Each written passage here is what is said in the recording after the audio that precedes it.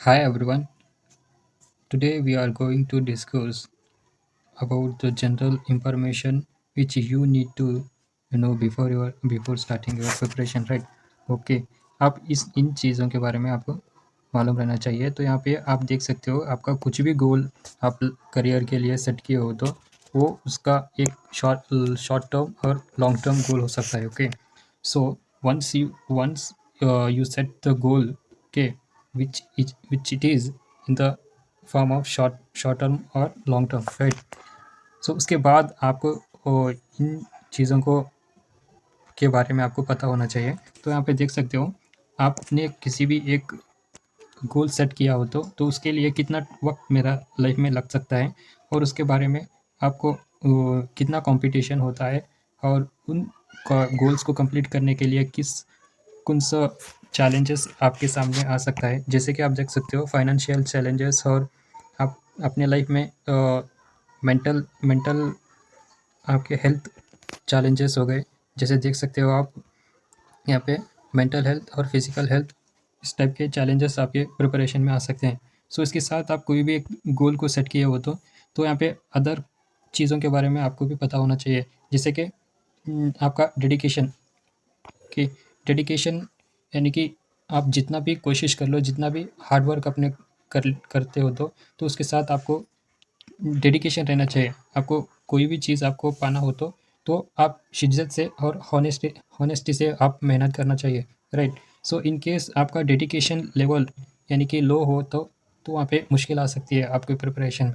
Okay, इसके साथ आप शॉर्ट टर्म और लॉन्ग टर्म गोल्स में आपको हार्ड वर्क बहुत करना पड़ेगा। Okay, hard work is the only key to success in competitive examination, right? Okay, otherwise you would face the lot of difficulties in your preparation itself. Okay, uh, other thing is perseverance. Okay, आप जितना भी hard work कर लो आप उसके साथ आपको perseverance, okay, आपको मेहनत करनी होगी। ओके, आपको मेहनत के साथ साथ आपको कंसिस्टेंसी भी होना चाहिए। ओके, आप इस कंसिस्टेंसी में आपके प्रिपरेशन में ओके लॉट्स ऑफ अप्स और डाउन्स आपको देखने को मिलेगा।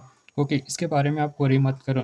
आप कंसिस्टेंसी से आप 6 से 8 आवर्स आपको every day per day okay आपको स्टडी करना चाहिए। ओके, इन चीज़ों के बिना आपको एग्ज़ाम क्लियर करने में इन कंपल्सरी आपको ये चीज़ों के साथ ही आपका प्रिपरेशन कंप्लीट होगा और आपको सक्सेस भी मिल जाएगी। Okay, right. Okay, in the last video itself I already talked about this success ratio as well as competition level. Okay, and now I discussed the challenges which you need to uh, keep in mind. Okay, challenges like health, otherwise personal, that would be the financial or the health problem. Okay, these are the common factors, right?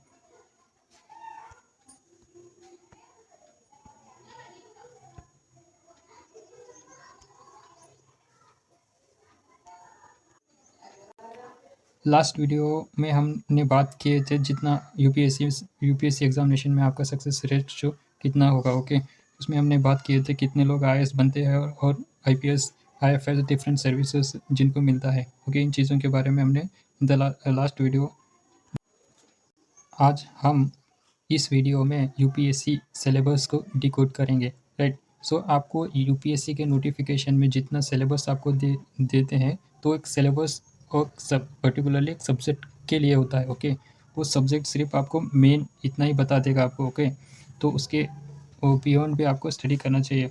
Okay, जैसे कि syllabus को decode करना हो तो उसका एक structure होगा, जैसे कि एक सब्जेक्ट होता है उसका। ऑलराइट, ओके, सब्जेक्ट के साथ साथ उसका एक मेन टॉपिक और अदरवाइज पार्ट में डिवाइड करे होगा। जैसे कि आप हिस्ट्री लोगे तो हिस्ट्री का एक सब्जेक्ट होगा, राइट? हिस्ट्री का एक सब्जेक्ट होगा, उसके पार्ट्स क्या क्या हो गए, एंशियंट में, मिडिवल में और मॉडर्न में आपको देखने को मिलेगा, राइट? सो इसके बाद वो टॉपिक उन पार्ट्स में एक सब टॉपिक होगा और उसका एक मिनी टॉपिक भी होगा, राइट?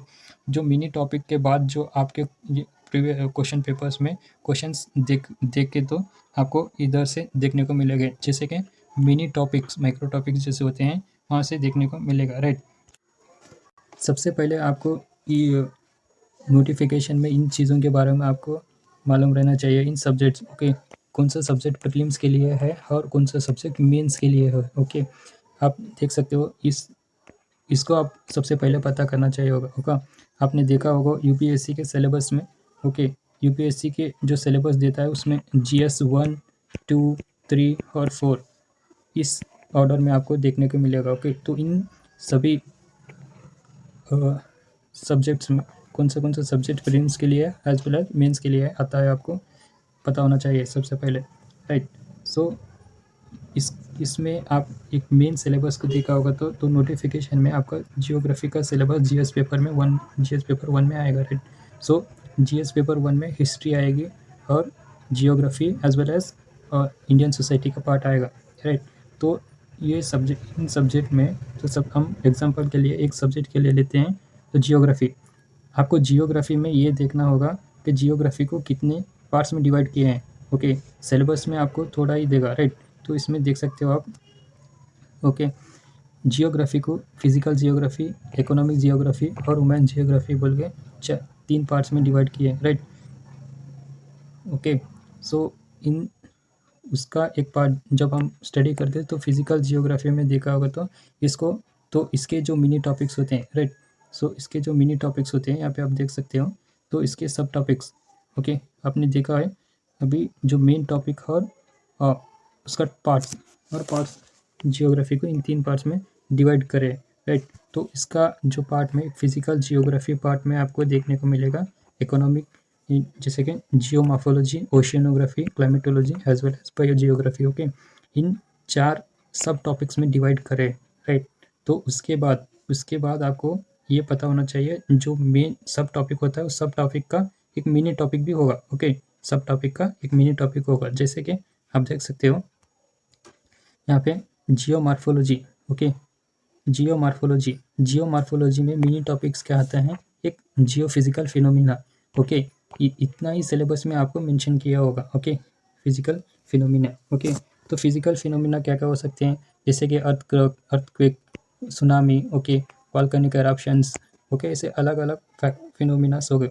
तो उसमें का एक हम मिनी टॉपिक ले, उसका एक जो उसका एक मिनी टॉपिक होता है, ये होता है, राइट। Okay, earthquake. तो अर्थक्वेक के बारे में आप जब स्टडी करते हो ना, तो यहाँ से इधर से आपको क्वेश्चंस देखने को मिल जाएंगे। क्वेश्चन पेपर में आपको माइक्रो टॉपिक, जो एक माइक्रो टॉपिक होता है, जैसे वो अर्थक्वेक्स क्या है, उसके टाइप्स क्या है और उसके मेजरमेंट्स और उसका इफेक्ट क्या क्या हो सकता है, उसके लिए स्टेप्स क्या क्या लिया है एंड उसका way forward, in in all factors के ऊपर आपको क्वेश्चंस देखने को मिल जाएंगे, राइट। ओके, इस तरह से आपको एक स्ट्रक्चर बनाना होगा। ओके, उस स्ट्रक्चर में आपको स्टडी करना चाहिए, राइट। आप किसी भी एक राइट प्रोसेस को एक स्ट्रक्चर में बना के आप स्टडी करेंगे तो आपका रिजल्ट भी राइट रिजल्ट आएगा, राइट।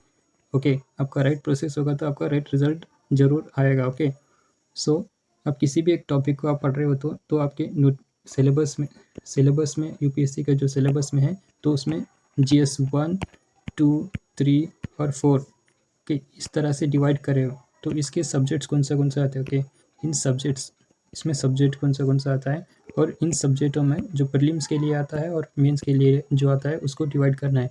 ओके, इसी तरीके से टॉपिक एज वेल एज इन जो सब्जेक्ट के साथ जो इन सब्जेक्ट के टॉपिक जो रहता है वो टॉपिक्स कौन सा प्रीलिम्स को आता है एज वेल एज मेंस को आता है, इस तरह से आपको डिवाइड करके पढ़ना होगा, राइट।